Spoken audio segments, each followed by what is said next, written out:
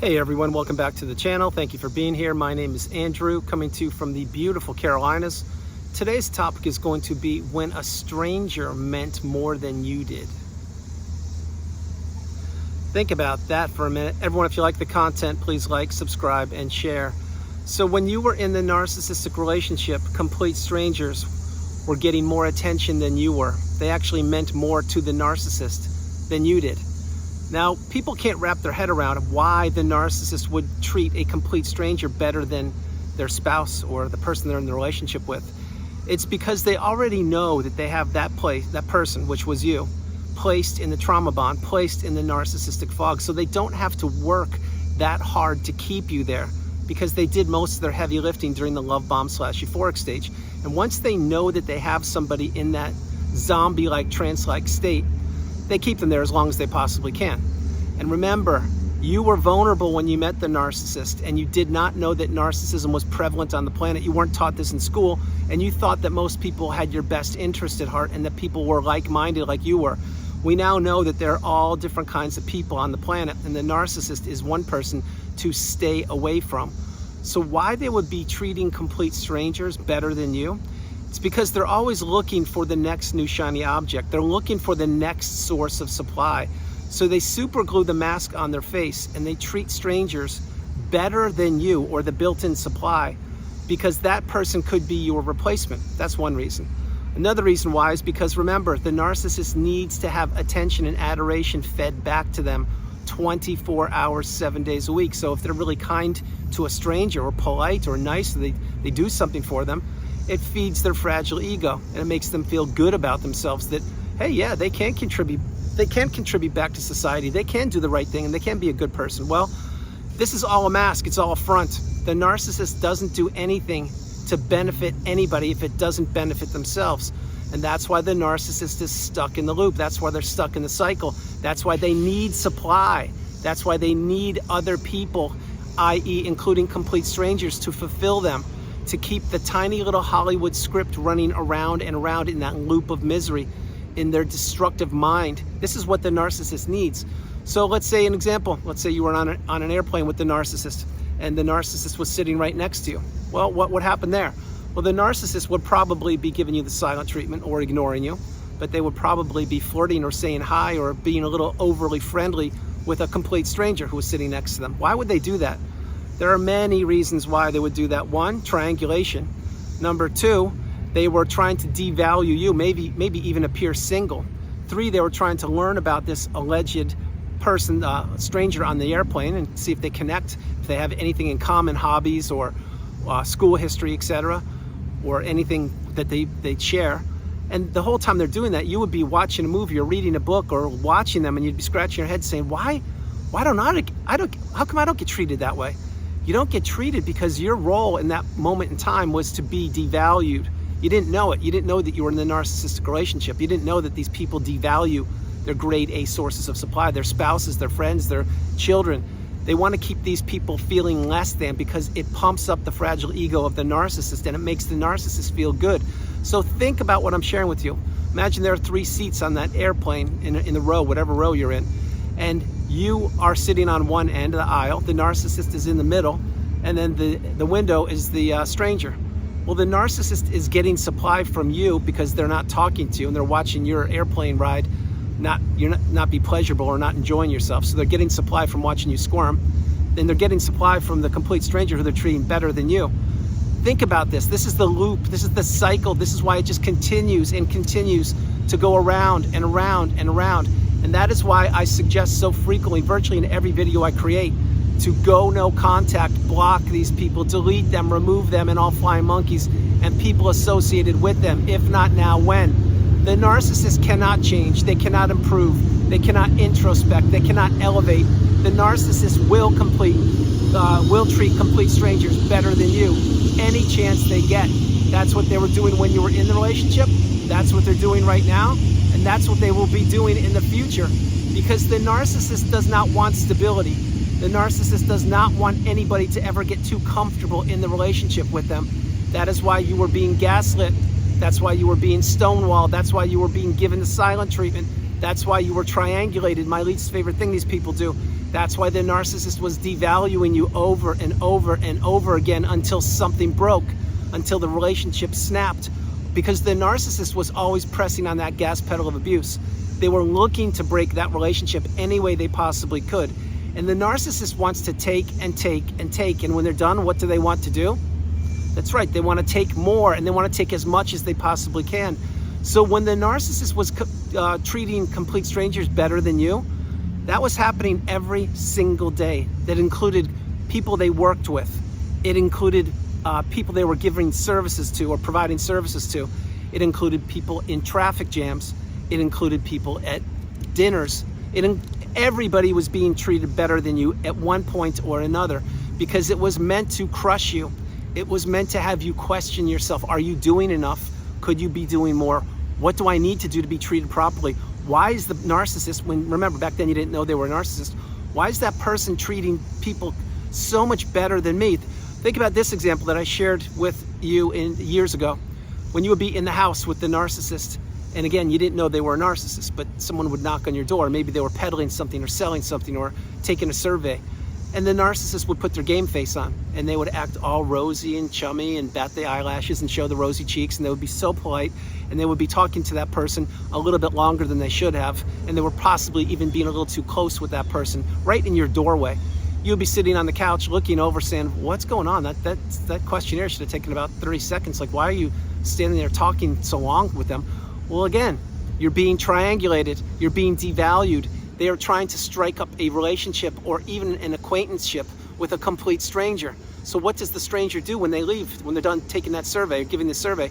They leave saying, oh, that house, that person was so kind and nice, I can't believe it. Wow, maybe I'll go back there again and take another survey or do something else, but I can't believe how nice they were.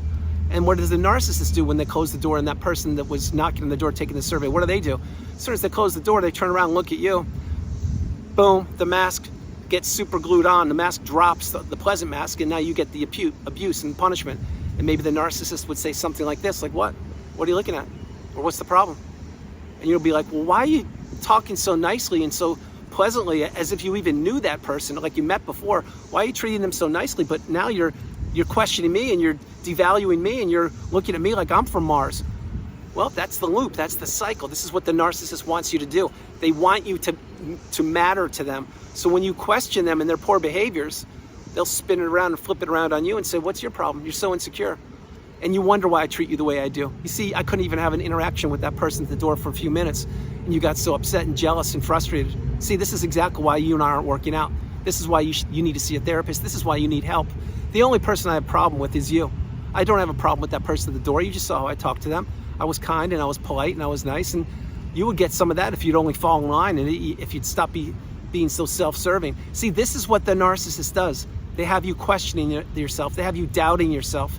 Because when you're in the narcissistic relationship, you lose your identity to the narcissist.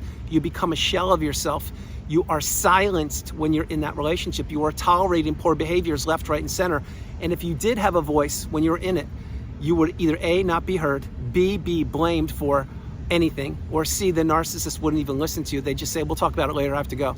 And then that's why nothing ever gets resolved in the narcissistic relationship. Wow, that is a huge hawk. Huge hawk just flew by. There he is, you just saw him.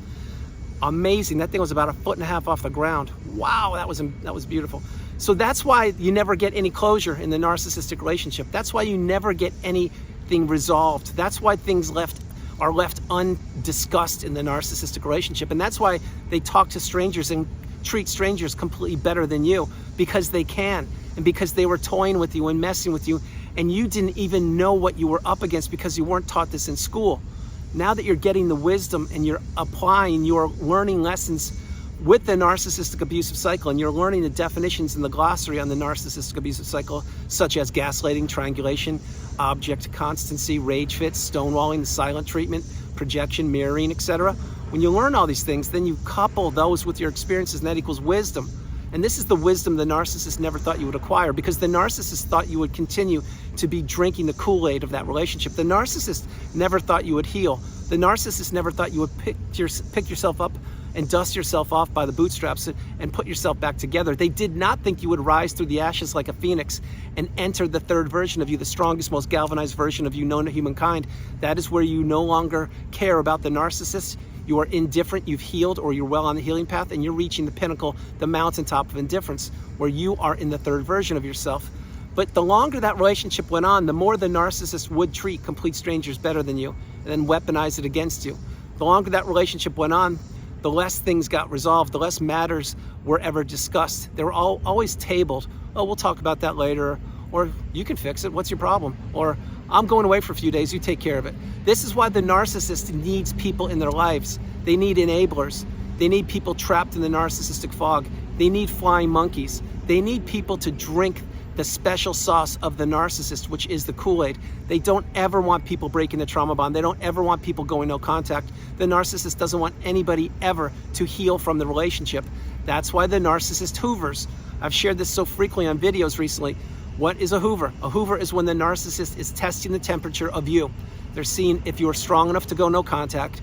They're seeing if you see behind the mask, if you've seen one too many toxic experiences, and they're seeing if you are beginning to heal or you have healed. Don't ever accept a hoover. It will never improve. It is only feeding the fragile ego of the narcissist. It is keeping you stuck. It is impeding your progress. It is impeding your growth.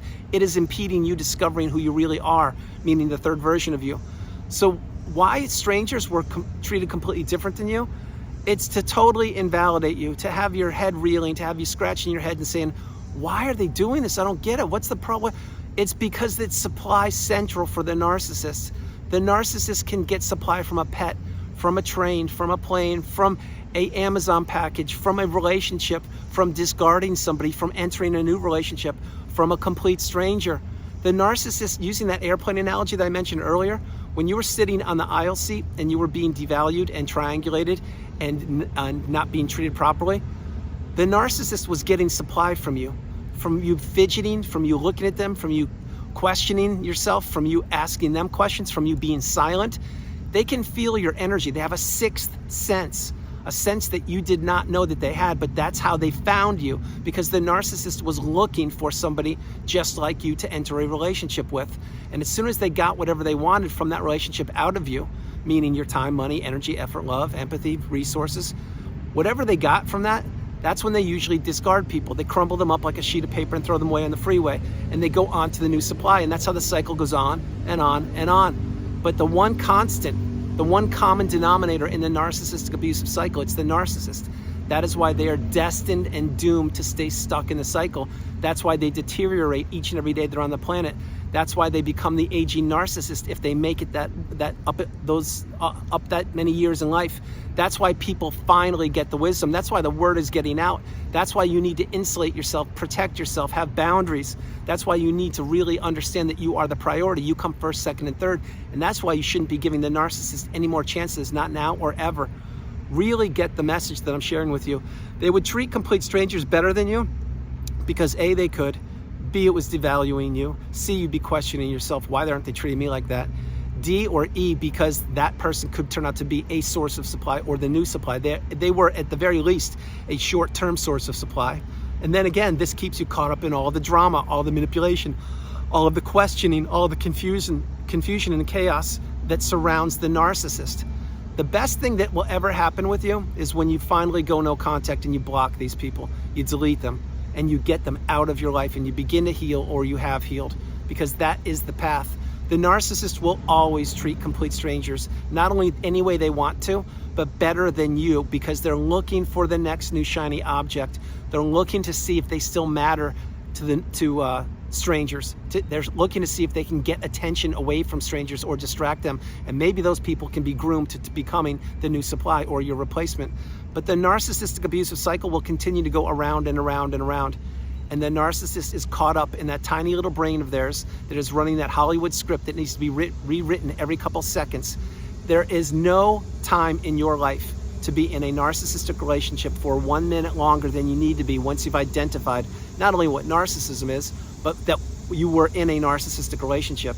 So understand that where you are today, maybe it's not where you want to be, but in 3 months you will be in a better place, in 6 months in a better place, in 9 months in a better place, and in a year a better place, and on and on and on. And if you've reached that pinnacle of indifference, the mountaintop of indifference, reflect back on where you were 5 years ago, 4 years ago, 3 years ago, 2 years ago, and a year ago, and really count your lucky stars that you've healed or you are healing, and be grateful that you are out of the narcissistic abusive cycle and that you have the wisdom.